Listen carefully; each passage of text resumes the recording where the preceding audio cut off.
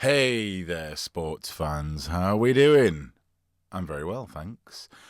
Welcome to 10 Yards Back for this, a predictions video, where I'm going to give you my predictions for how the game's going to go and ultimately the scoreline for a couple of the games at the weekend. Now, before we go any further, let's have a look at how I did last week. So, these were the fixtures last week and my predictions. I had Leigh winning, Huddersfield winning, Hull FC winning, KR, Catalans, Warrington, Bradford. Good weekend. And this is how it actually went. It wasn't the opposite of what I said, but it certainly wasn't close. I never thought I would say this, but I found myself on Saturday just going, God, thank God Wire won, because otherwise I was at that point. If Wakey had pulled it off against Warrington, I would have gone into Sunday 0 from 6, which is unacceptable, isn't it, really? All right. This weekend's fixtures look like this. And this is one of those rare weekends where, I mean, all right, it's early in the season. Put whatever weight on it you want. But this is one of those rare weekends where if you look at the matchups, so where everyone's sitting in the table, everyone's quite close. So, I mean, Wakey Hull FC, whatever. But we got 7 versus 8, 11 versus 10, 2 versus 12. Reasonable amount of competitiveness here in these matchups this weekend. So, hopefully, I mean, I was a little bit underwhelmed by last weekend's fixtures, performances, atmospheres. I don't know what it was. I just wasn't really bowled away. Maybe it was because it started with that 54-0 Leigh trouncing. But hopefully this weekend will be a little bit better. So let's get into my predictions. On Thursday night, Wakefield are going to take on Hull FC at the DIY Kitchen Stadium. Change the name. Wakefield are hosting Hull FC. They're both going through it, I think, aren't they? If we look at the performances in general. Looks like quite an even matchup. Hull FC largely only really winning on conversion percentage, which, whatever. On paper, Hull FC concede more points and score fewer points than Wakefield, so this looks a little bit cut and dry, except that they're both kind of going through it a little bit, injuries-wise, aren't they? So if we look at the teams, this is how I think the teams should play out. It doesn't mean that the coaches are going to go for that. Wakefield are largely okay. They've got their sort of chosen 1 to 13, with the exception of Tyson Smoothie in at hooker.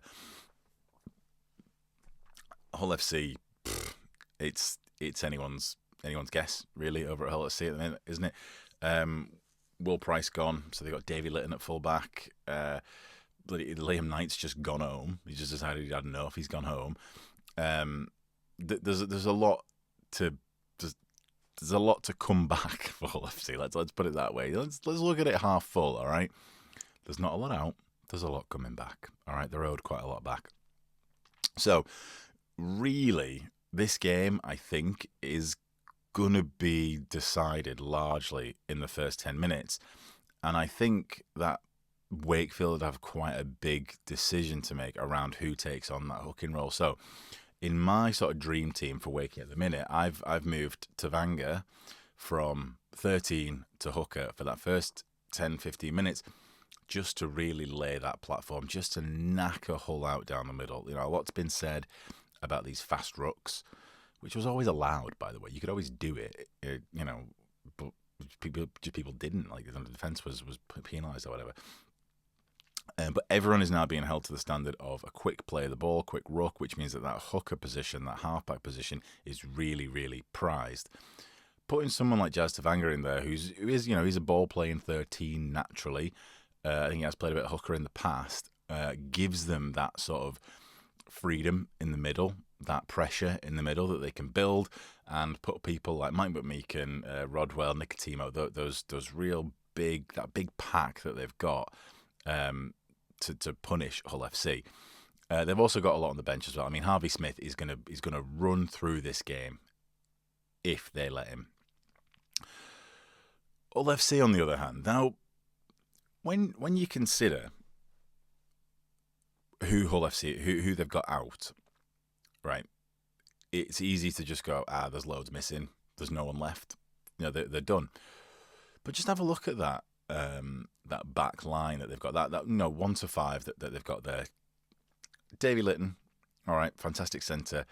Seems to know how to play full back. Briscoe, Hardacre, Romano, Martin. That's not a bad back line. Still, the question is, can they be creative enough? So, if Wakefield have got Lino back, and they've got Truman in at the other half, then they're really, really able to control where the ball, where the game is played. You know, Lino's kicks, Truman's sort of melee placement. They can really dictate where the game is played. We need Litton, Briscoe, Martin to do big meters returning these balls, and they can do it. They can do it. It's just whether they're going to be in the mood to do it. I mean, everyone's been writing them off, so that's going to put a rocket up their ass. But they need to be a real disciplined backline, especially for the first 20 minutes. After that, to be honest, as soon as the substitutions come into play for Hull FC, again, the bench doesn't look that bad either. You know, Lasoni, Sau, Fash, they're big fellas who they're not going to do loads of minutes, but they can fill in there and offer some muscle when the fatigue starts to set in. So I don't think this is actually as cut and dry as you might think it is. I do think it's going to come through the middle of the field quite a lot, and then probably Wakefield are going to try and kick him into the corner. Let's see how Hardacre and Litton, because I kind of feel like those two are sort of the fullback at this point, handle that. Personally, I think that Wakefield are just going to be a little bit better prepared, a little bit more cohesive, have a few more ideas than Hull FC. The way that Hull FC can win this game, sort of, contra to what I just said, is by pushing it on the wings. Because if you watched them against Warrington last week, they had a lot of ideas, Wakefield did, but they weren't quite pulling it off. So it was very regimented down the middle. You know, Tavanga is in there instead of Smoothie, Harvey Smith for sure. All the forwards that they've got that are great forwards, but they weren't quite putting it together out wide. If Hull FC can force those errors out there, then perhaps they can just get themselves the meters down the field and pull this off. Who knows? What do you think? Friday night lights down at the Leigh Sports Village. These two teams are the two teams in the league who I think are probably underperforming the most at the minute, aren't they? So Leigh, it's fair enough. Leigh have got a slew of injuries. Pape's gone, Hanley's gone, Hodgson's gone, Armstrong never came back, I don't think. So Leigh have got real key players missing. Catalans, on the other hand, have got all their key players. Nobody really seems to be injured in the Catalans camp, but they are all new, so they're not quite firing on all cylinders yet. I'm sure it'll come. They've got a wealth of talent there that can come together. They've got all the right people in all the right places. They just need that cohesion. Maybe that's how you break them down. Maybe you break them down by sort of putting them on the back foot and making them react to play instead of letting them put stuff on. I don't know. Certainly that's, I think, what St Helens did last week against the Catalans, was just catching them on the back foot all the time, not giving them a second to rest, and pushing forwards. Leigh can certainly do that, but will they? Can they do that with all his injuries? Performance-wise, again, we're looking kind of down the middle. We're on 11 versus 10. I think the thing here that's gonna matter is the carries. If you look at the number there, Leigh have got on average, what is that, 30 more carries than Catalans. That means that either they complete sets at like a 20% higher rate than Catalans do, or they just have more sets because they're moving down the field faster. If Catalans can just control a little bit of that possession, take the decision-making off Leigh, and like I said, keep the ball in hand, put on those set plays rather than having to react to Leigh's possession, then I reckon they might be able to pull it off. And I actually, yeah. Again, looking at the teams here, I've said a lot about the injuries Leigh have got.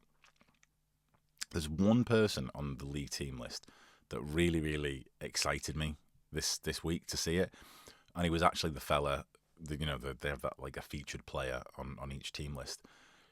It was Gareth O'Brien, because you almost have forgot about Gareth O'Brien. Gareth O'Brien at one point was one of the two best fullbacks in Super League, and they both played for Castleford, and that was Gareth O'Brien and Leigh Leopards were both absolutely on fire.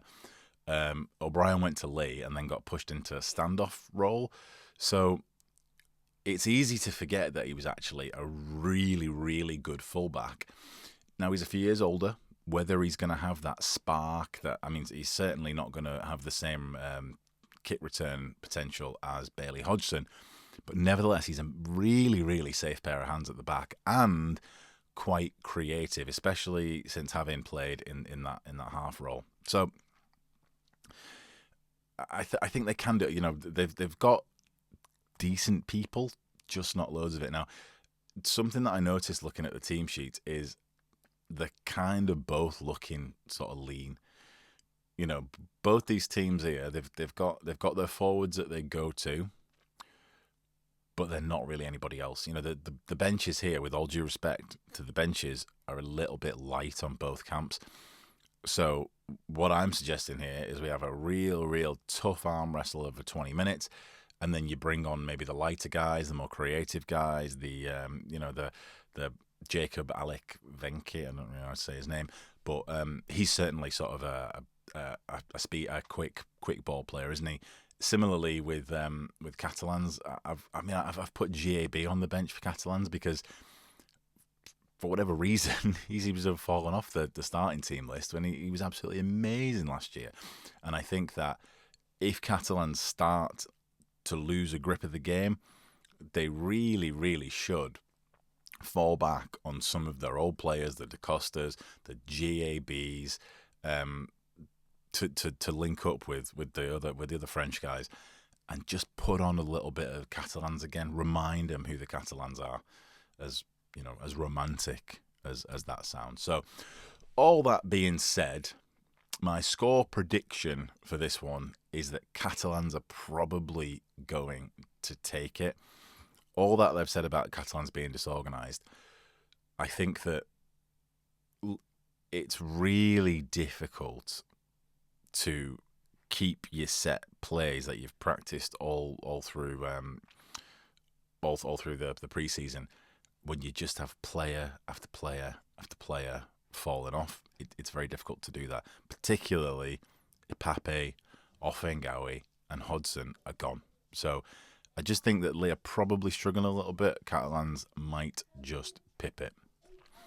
All right, let's get into some Saturday afternoon rugger at the Brewdog Stadium, the bloody Brewdog. Saints take on the Bradford Bulls, Bullmania. This is a fixture that everyone seems kind of, supportive of in a way. Everyone kind of wants to see this one. It's a retro rivalry. It helps that both teams have kind of done throwback jerseys as well, so it's going to aesthetically look good. But what will the product be? let's have a look at how both teams are performing generally this season. So they're quite close in the league. All right, they both won, which means they both won 2 from 3, basically. They're both scoring about the same and conceding about the same on average, for whatever that means. Saints are just pipping them on number scored, but the defence is slightly worse. But let's be honest, it doesn't really mean a lot at this point. I don't think so. I think this one comes down to tapping potential for Saints. So if we look at the team sheets, so Saints have got a few key players out. Walmsley went down this week, just in the middle of the week. He's got a foot injury. I don't know what he's been doing. Lomax is still gone. No Wellesby. Percival's on his way, probably to Bradford. No, it's rumoured Huddersfield, isn't it? But let's be honest, he could go anywhere. He could go to Leigh, couldn't he? They've still got the numbers there, and they've still got the talent, but it's getting harder and harder now to figure out how to use those players, how to piece them together. Because, Walmsley over the past couple of years has kind of dropped off a little bit, but he's being used really well up to now this season. He's coming off the bench a bit more and having a real impact, which wasn't, normally he's been in the starting 13 and sort of just waited out his first 20 minutes and then come on again at the end, which is a good role. But he seems to be working well on that bench position. They've lost that now. They've lost that impact player in Walmsley. Bradford on the other end, I think, are pretty good. I mean, at this point, the squad list isn't out, so that we don't know actually know who has been selected. But it seems like they do have the luxury of basically being able to play the team from last week, which was absolutely lovely. It looked great. So I think, Saints have lost that real forward drive. I mean, if you look at who they've got in a props, let's just focus on props, right? George Delaney, David Clemmer. I've got George Delaney on air twice. And then after that, really, I mean, will they pick Noah Booth in a game like this? He's not been on the team sheet yet. You've probably you could probably put Siren in at prop for a do maybe, but everybody else, all the other forwards, are kind of out and out second rows or loose, aren't they? So they're really struggling with that. Whereas if you look at I'll just focus on 2 players that Bradford have got, and they play decent minutes, and they're coming off the bench. They can swap off. So Ryan Sutton played a blinder last week, and Uribe Doro came on and just absolutely taught Toulouse a lesson, which I'm glad to see, because I always thought he had potential, but he never quite pulled it off before. It seems to be working really well now. So they've got some. Bradford are connected. Acker's in at dummy half, forcing those fast rucks that we've talked about. The Waka Blake, or Wonga Blake, as it seems to be pronounced now. Isn't that bad? He was at Saints for like 3 years and nobody pronounced it Wonga. Now everybody's pronouncing it Wonga, and all right, whatever. And Eastern Masters, like, they've got the talent and it's connected. It's going to be a hard day in the office for Saints, and this is why I say it's about the potential. I don't want to say that this match needs sort of individual performances, but it certainly needs probably the performance of the season for players like Nene McDonald. Can't just be running off on his own. He needs to be a centre, he needs to be a centre, basically, doesn't he? They're arsing about here, putting him at full back, and then he's dropping into the centres, and then sometimes you find him just on the opponent's try line when you're on your own try line. He's a little bit unreliable. McDonald needs to buck it up and get in position. Murphy really needs a really good game. He's really strong at the minute, Murphy. He's really trying very hard, but he's not quite pulling everything that he tries off. and then the forwards. I mean, I've been really impressed by Shane Wright and Joe Shorrocks. We just need more of that, and for a full 80, I think you need to leave those two on. Yeah, you can swap Host out if you want. You can swap Sirenen out, but I think that the work that Wright and Shorrocks are doing, it really comes down to that sort of middle of the field. Try and draw it into that sort of like 3/4 area, the centres, second row area, and try and leave the props out of it. I would, lads, because you're struggling a bit in that area of the field. That being said, I do think it's a home game. It's a Super League game. It's a Saturday afternoon in what looks to be a sunny St Helens. I think Saints are going to take it. Not by much. Probably, to be honest, if I could redo this number, probably not even by that much, maybe by a try. But it's gonna be hard fought. I think that Saints fans aren't going to really enjoy this game because it will be a tough defensive battle, punctuated by a couple of tries. That's my prediction for this game. We're pretty much done there on my picks of the week. You got a Thursday, Friday, Saturday game.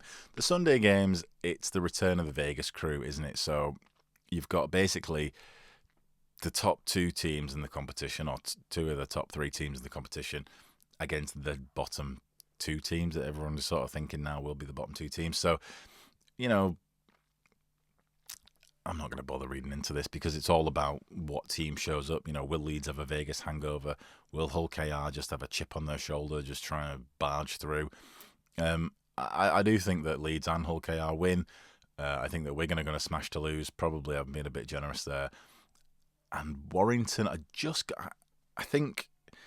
don't think Warrington are going to collapse or anything like that. I think that York are probably a bit cleverer than we're giving them credit for. I mentioned earlier on in the week how I feel like Paul McShane is really, really playing an important, unique role in that York team. I think that's going to take Warrington, catch them off guard, and York will put up a really good fight against them. Okay, so that is the end of my predictions video. Let me know what you think of my predictions there. Like, subscribe, do all the stuff, leave a comment. Remember, my predictions were terrible last week, so at least tune in to see how bad they're going to be this week. So anyway, have a good weekend, enjoy the rugby, and I'll see you next week.